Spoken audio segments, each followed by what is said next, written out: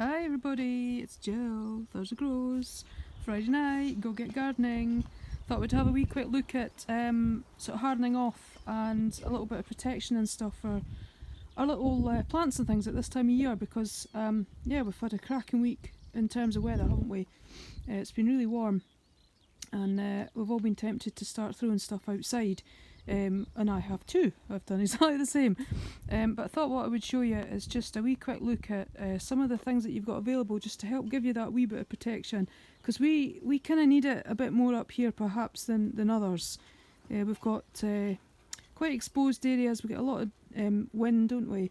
And that can really dry things out. And again with a bit of heat as well, it can be quite a little hard time for your seedlings and things to cope. So first of all, if you're going to be putting your seedlings out for hardening off, try and sort of do it over a fortnight. The tendency is to want to do it on a really bright sunny day and everybody thinks, oh, it's nice and warm, let's get them outside. And actually that can be quite hard for young seedlings because especially if they've been grown inside, the light levels inside are never as good as what we can get outside. And what can happen is they can get dehydrated really quite quickly. And then you might start to see some silvering on the leaves as well because they're getting a wee bit too much light all of a sudden.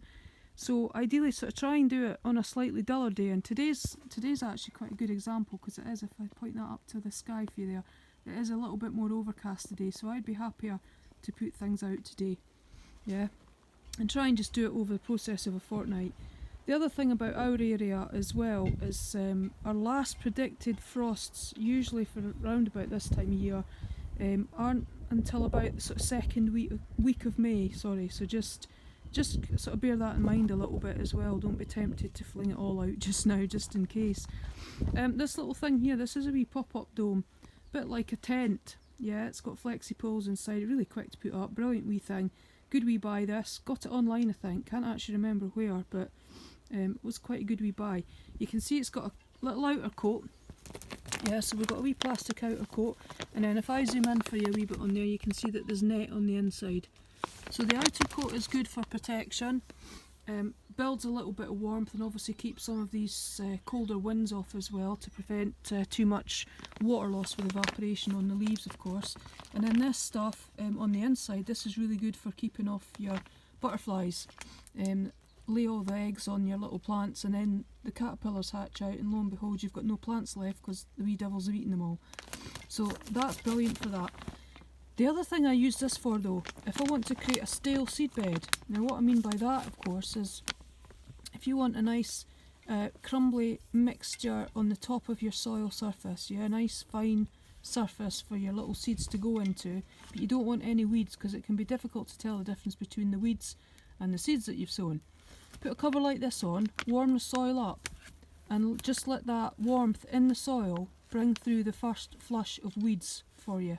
Then you can hoe it off, let them all die down in the warmth, and they will all shrivel up and dry up.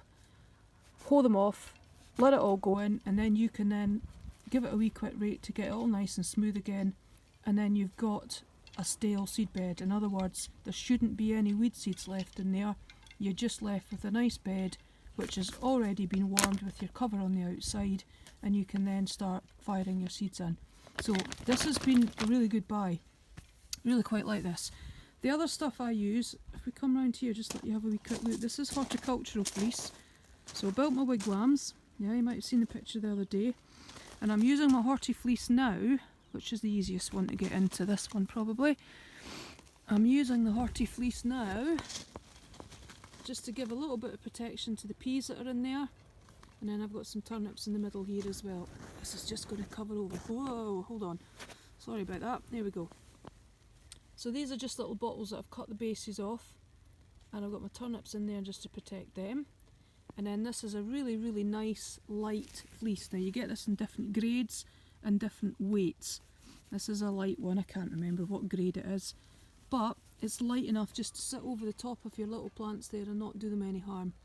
So again, if you thought, like next week for example, the temperatures dip a wee bit down again overnight, we have to get about 3 or 4 degrees again next week.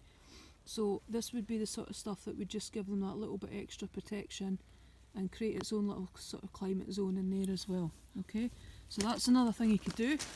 Over here, This is another little sort of low polytunnel, and I use that just to warm the bed up as well before. I think this one's going to have tatties in it this year, so it just warms the soil up and creates that little flush of weeds. Hoe them off and you should have less weeds. Quickly nip round here. Don't look at all the ground elder there. Got loads of ground elder here.